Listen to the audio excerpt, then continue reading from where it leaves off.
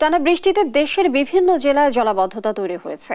এ নিয়ে আরো জানাতে রাঙ্গামাটি ও বাগেরহাট থেকে যুক্ত হচ্ছেন সহকর্মী মিশু মল্লিক ও এস সোহান। আমরা প্রথমে যাচ্ছি রাঙ্গামাটিতে, সেখানে আছেন সহকর্মী মিশু। মিশু, পানি কি নেমেছে কিনা, জলাবদ্ধতার সার্বিক পরিস্থিতি আমাদেরকে জানাবেন। লিনিয়া টানা 15 দিন কাপ্তাই বাঁধের 16টি জলকপাট খোলা রাখার ফলে কাপ্তাই হ্রদের পানির স্তর কিছুটা কমলেও গত কয়েকদিনের বৃষ্টিপাত এবং উজান হতে নেমে আসা পাহাড়ি ঢলের কারণে কাপ্তাই হ্রদের পানির স্তর আবারও বিপদসীমার কাছাকাছি পৌঁছে গেছে। বর্তমানে আজ রবিবার কাপ্তাই হ্রদে পানির স্তর রয়েছে 108.50 ফুট এমএসএল, যেটি গতকাল সন্ধ্যায় ছিল 108.55 ফুট এমএসএল এবং কাপ্তাই হ্রদের যে পানি ধারণ ক্ষমতা সেটা হচ্ছে 109 ফুট এমএসএল এবং বিপদসীমা ধরা হয় 108 এমএসএল কে। কাপ্তাই হ্রদের পানি কমানোর জন্য গতকাল সন্ধ্যা 6টা থেকে আবারও কাপ্তাই বাঁধের যে 16টি জলকপাট রয়েছে সে 16টি জলকপাট 6 ইঞ্চি করে খুলে দেওয়া হয়েছে। এতে প্রায় 9000 কিউসেক পানি প্রতি সেকেন্ডে কর্ণফুলী নদীতে নিষ্কাশিত হচ্ছে।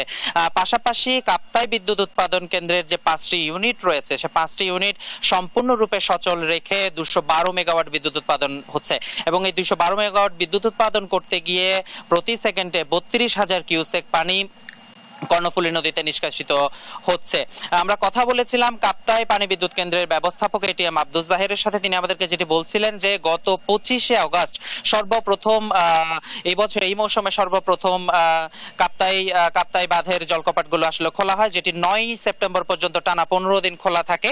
এর ফলে পানির স্তর কিছুটা কমেছিল, কিন্তু বৃষ্টিপাতের ফলে আসলে আবার পানির স্তর বেড়ে যাওয়াতে কাপ্তাই আবার খুলে দেওয়া হয়, আবার গতকাল খোলা হয়েছে এবং এর ফলে যেটি ঘটেছে আসলে পানির স্তর বৃদ্ধি পাওয়ার ফলে রাঙ্গামাটি সদর সহ বেশ কিছু উপজেলায় জলাবদ্ধতা তৈরি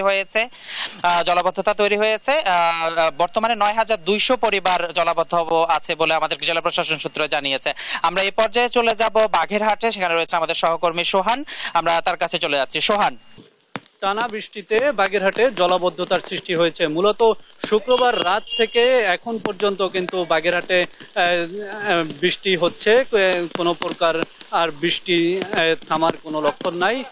আমরা দেখেছি রবিবার সকালে শহরের বিভিন্ন জায়গায় ঘুরে দেখেছি সাধনার মোড়, শালতলা, মিঠাপুকুর পাড়, খাদ্দার, বাসাবাটি সহ শহরের বেশিরভাগ এলাকা কিন্তু এখন পানির নিচে নিমজ্জিত হয়েছে, যার ফলে শহরবাসী কিন্তু এক ধরনের চরম ভোগান্তিতে পড়েছে। শুধু বাগেরহাট শহর নয়, বাগেরহাট জেলা জুড়ে কিন্তু এই জলাবদ্ধতার সৃষ্টি হয়েছে। নিম্নাঞ্চলের অনেকের মৎস্য ঘের ভেসে যাওয়ার খবর রয়েছে। এই মুহূর্তে আমরা বাগেরহাট শহরের মিঠাপুকুর পাড় এলাকায় আছি। আমরা যদি আপনাদেরকে একটু দেখাতে চাই, এই জায়গাটায় আপনি দেখতে পাচ্ছেন যে প্রচুর পরিমাণ পানি, মনে হচ্ছে যে আমরা কোনো মাঠের মধ্যে দাঁড়িয়ে আছি। বাগেরহাটে আসলে যে পরিমাণ খারাপ অবস্থা এটা চিন্তার বাইরে। আমরা স্থানীয়দের সাথে কথা বলেছিলাম, তারা আমাদেরকে জানিয়েছেন যে বৃষ্টির কারণে কিন্তু এই পরিস্থিতি সৃষ্টি হয়েছে। বাগেরহাটে আসলে যেসব ছিল ড্রেন এবং খাল ছিল সেগুলো ভরাট হয়ে যাওয়ার কারণে কিন্তু বাগেরহাটে এই পরিস্থিতির সৃষ্টি হয়েছে। সবকিছু মিলিয়ে বাগেরহাটবাসী কিন্তু চরম ভোগান্তির মধ্যে রয়েছেন এবং বাগেরহাটের এই পানি আসলে কখন কিভাবে নামবে সে বিষয় কিন্তু নিশ্চিত করে বলা যাচ্ছে না। বাগেরহাট থেকে এই ছিল আমার কাছে সর্বশেষ খবর। ধন্যবাদ আপনাদের দুজনকে।